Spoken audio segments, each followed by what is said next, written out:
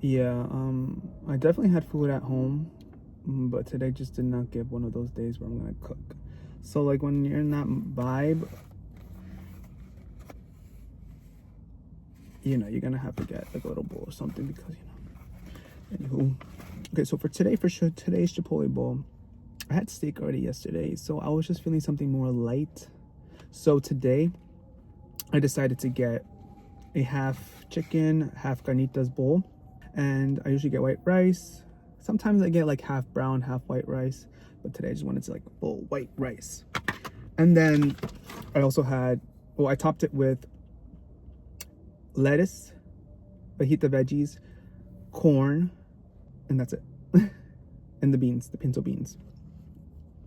When I was still, eating like dairy stuff, I used to love putting like the cheese and like the sour cream. Literally is the best part of the whole thing. But since I like became more dairy free, I needed to like stop that because just for reasons. But like one thing I'm gonna do every single time is I'm not gonna get my chips and guac. Like I cannot eat my Chipotle. I'm not getting Chipotle if I'm not gonna get chips and guac on the side because I like to like dip into my bowl. But yeah, this is basically a mukbang. Maybe I don't know if I should like. I'm probably just gonna be going like this the whole time. Let's see what it's given. I haven't had Chipotle in like September, October, almost 6 months, like half a year. Oh my gosh. I used to get Chipotle at least once a week. But like one thing I will say is like taking away the cheese from the bowl really does lessen like this like the saltiness that you will maybe like in a bowl. But that's where the chip comes in, because the chip is like very, very salty. Like I'm a salty freak type of vibe. Like I like my food salty. Oh.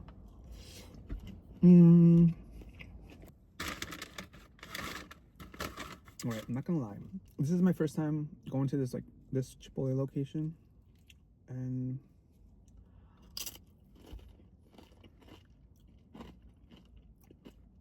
they could have used a little bit more seasoning.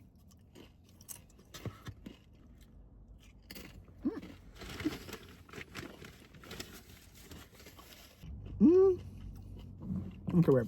I'm starting to feel the flavor. So today, I went to Hobby Lobby for like the first time in my life. And like, why has no one ever said anything about Hobby Lobby? Because no shade to Michael's, but like Hobby Lobby has a lot of stuff. It has a lot of stuff that I could use. Like I've been on the search for like different types of like baking equipment, and like I would say like a lot of the supplies are pretty affordable. And the only thing I'm like feeling cautious about like purchasing from there is because like wondering if like the price reflects the quality, because I've purchased in the past like different type of cooking supplies and equipment, and they kind of gave out just only after a couple months. And like I would rather pay for good quality products, maybe at a higher price, than have to continue to purchase it like every other few months. Like it's just a drag, but we'll see. I'm probably gonna give them a try. But they have like this whole like baking section, like specific supplies for like baking. Like like I was just surprised. Like I don't know, I haven't been to like a Michael's or a Hobby Lobby in a minute, so I don't know like what new companies are coming out. But I've never seen like brands that are specifically for baking, because I was just so surprised that I saw like a cookie scoop. And like I'm probably like just like been living up under a rock, but like I have never seen it in my life. I've seen people like using like an actual ice cream scooper to use for the cookie dough scoops. But Hobby Lobby was busy as well. Like that's why I know where all like the stay-at-home moms go, and like all the retired peeps go, and like I'm here for it, because it's like I would also be I'd be also over there just browsing, like, because they have like a lot of different stuffs and a lot of different things that you could do for any type of hobby.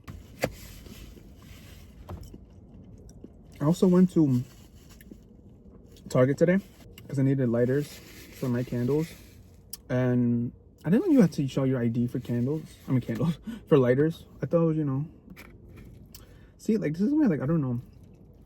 I feel like I don't know what's really going on. Because I don't know, like, I feel like, I don't know, I do go out in terms of, like, shopping. But, like, I don't know what's, like, I feel like that's the thing. Like, I really don't be going out anymore. Like, I really don't. And I think that's just, like, the comes with being, like, an introvert. Like, I feel like in the past, when I was, like, away at school, and, like, I just was in the proximity of people who are more outgoing and kind of, like, want to go out and do stuff like that, I'm just, like, I realized, like, I'm just not naturally like that. Never really have been. Oh my god, like, wait, now I'm getting into, like, deeper stuff. But, like, it's kind of, like, I feel like I do have struggles in the past. I have, like, maybe I wasn't very, like, open about it, but, like, I have struggled with social anxiety since I was younger. And once I went away to school and I started, you know, like, smoking like a chimney, like, I realized, like, a lot of, like, I feel like I'm way different than I was when I was in college, because I feel like I used certain things as a crutch to, like, cope with, like, this underlying anxiety that I actually did have. And I guess in some points, like, in some parts it helped me, but it also kind of, like, put me in situations where I would not have put myself in if I was sober, you know.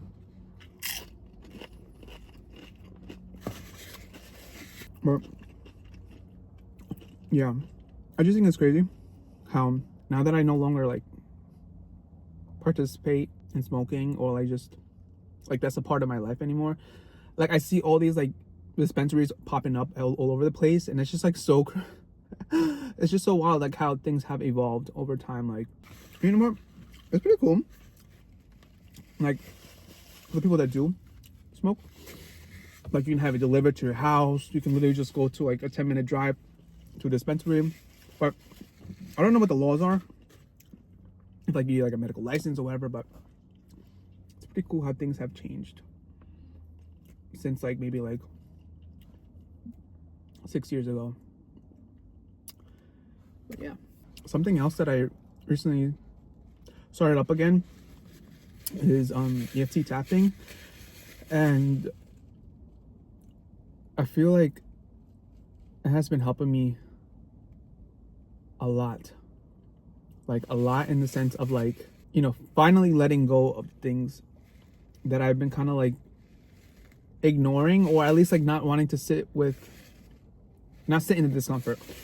And this is not my first time that I've used EFT tapping, because, like, I started using it perhaps back in 2023, when I was, like, really starting to become intentional of, like, my healing journey. And, you know, it did help me a lot in the beginning, especially with, like, uncomfortable emotions, like shame and guilt and resentment. But, like, now that I'm at the point, like, where, you know, like, I am intentional about, like, taking care of my mental health and healing from the past, but I'm at a point right now in my journey where, like, not that mental health recovery and mental health healing is, like, boring, but, like, I'm bored in the sense, like, I don't know if anyone has ever felt like that. Like, I just feel like, you know, I feel like I have gone through a lot of the uncomfortable levels where, like, I'm never going to like, have to, like, sit with uncomfortable emotions and really feel them and let them process them through my body. I feel like I'm at a point right now where I feel more excited by, like, just creating from a place, you know, that I have been able to work through certain things from that place of, like, rejuvenation. And then for, you know, for a word to describe it, I think that's what, I don't know, I just haven't really heard about that in any, like, from, like, the videos that I watch, and, like, just, like, the content that I read. Now that I think about it, what I'm trying to get at is, I feel like, you know, I do feel bored in the sense that, like, I feel like I already have been able to intellectualize, like, all my past experiences. Maybe not every single experience, but, like, a big chunk of it. And I think, like, once you get to a point in your journey and you have gained an awareness and have become more conscious about your patterns, about the experiences that affected you, you know, I think our soul craves creation and utilizing creativity as a path for further healing. And, you know, right now I'm at a point where like I'm really now starting to invest into like my actual personal interests that I kind of like just have done on the surface level and have not really put my full attention and energy and effort in. I don't know, many people create art and they use art for many different reasons, but for me, I feel like creativity and like just finding ways to create art in any sense of the term is like the perfect vehicle to really integrate any type of beliefs, emotions, and programming that you're learning to let go of. Because I have learned that like when I just allow myself to like explore creativity and explore my artistry and explore like what art means to me, I feel like I am met with situations in the creative process where in a way I have to utilize what I have learned and apply it to the creative process. Because, you know, I feel like healing can be applied in every area of life: career, relationships, your creativity, your health. You know, it's like I feel like you have to put yourself in situations where, you know, like that's why I feel like following your curiosity and following your interest are literally like, if anything, instructions and guidance for you to like, for your soul that's craving to like grow through these situations. And that's why for me, like by creating like, you know, random types of content and writing and, you know, furthering my experience in baking, I feel like I'm met in situations where I have to work through emotions and kind of like approaching these situations with the new identity that I'm wanting to embody, the new perspectives that are much more empowering, you know, compared to like how I was operating in the past, you know. And like when you put yourself in new situations, like it's like real life practice of embodiment. I think that's why creativity is such a beautiful avenue one can take in their healing journey, because it really is a form of therapy, you know. And, you know, people are gonna say, yeah, of course, because art therapy is a thing, you know. But like I feel like it's just a beautiful thing when you take the control in your journey by putting yourself in situations that maybe in the past could have made you uncomfortable, or you have maybe were grappling with self-doubt and a lack of self-trust. And, you know, I just feel like it's just a beautiful way to put yourself, set the stage for yourself for further becoming.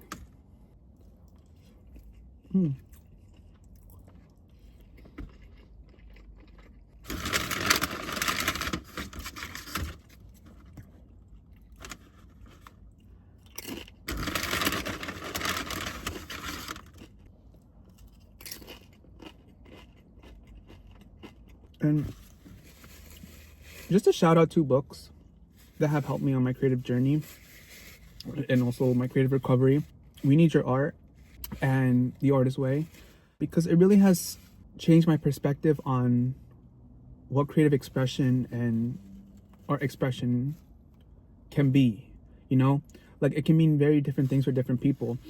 And I think it has helped me really embrace imperfection and not see the creation of art as solely something to judge as good or bad, but as a vehicle for healing. And I think when you allow yourself to walk through the uncertainty, in terms of like you feeling uncertain of your abilities, feeling uncertain of how to do certain creative activities, there is so much learning and experiencing that can be had.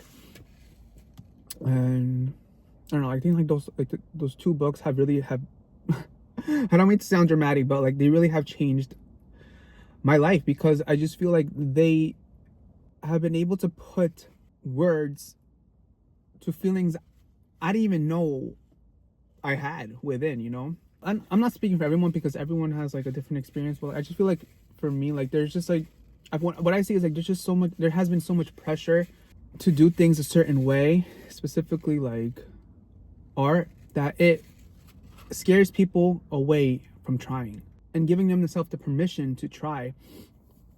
And I feel like, you know, embracing imperfection is your permission to try.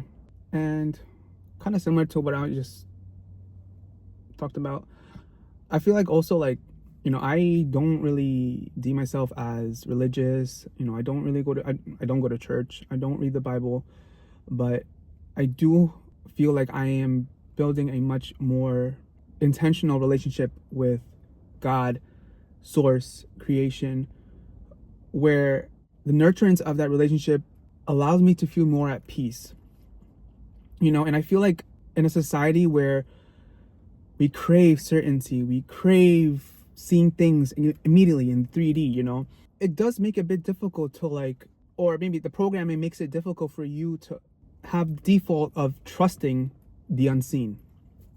And, you know, I was doing a little bit of mirror work today, and I just realized, like, you know, like I have nothing to lose. Like no one, like, no, I don't speak for myself, but I have nothing to lose when you can just trust that you're taken care of, that you are here for a reason, and you are a vessel that the universe has put on this earth for a reason. And you know, in a more, I guess, soulful perspective, like you two have chosen to be here. And I feel like when we allow ourselves to truly feel trustworthy of source, like that fear of anything lessens, because at the end of the day, like there is nothing to fear, you know? I think sometimes we overcomplicate life, and certain things don't need to be overcomplicated, you know? I don't know. I think I'm just like going in different tangents, but I feel like that's what also has really benefited my creative journey, is like trusting that the ideas and my ability to carry out these ideas and whatever, whether it be in visual arts, dancing, baking, it's not really about what I can physically do. Well, in a sense, but I mean, in a sense, like I don't have to like put so much pressure on me to be perfect, you know, because I can trust that there is something that I cannot see working through me, and like seeing that as some sort of light powering through you, like it just allows you to just trust that, okay, maybe at the beginning I'm not perfect and I don't really know what the heck I'm doing, but like, it's just part of the process. I'm learning, and I'm giving myself the chance to just try and just go for it, because there's nothing to lose, you know? I don't know. That's something I realized, and I was like talking to myself in the mirror, like it feels so much more better to trust than to continue to operate from a place that is fearful, you know? And of course that make, you know, of course, but it's more like trust is really like medicine for the soul, and also energy to power the soul to continue moving forward in any endeavor. I don't know. I just spoke off the dome. Like, I don't really know if any of that made sense, but it made sense to me. Anyways, let me just finish this Chipotle before it gets cold.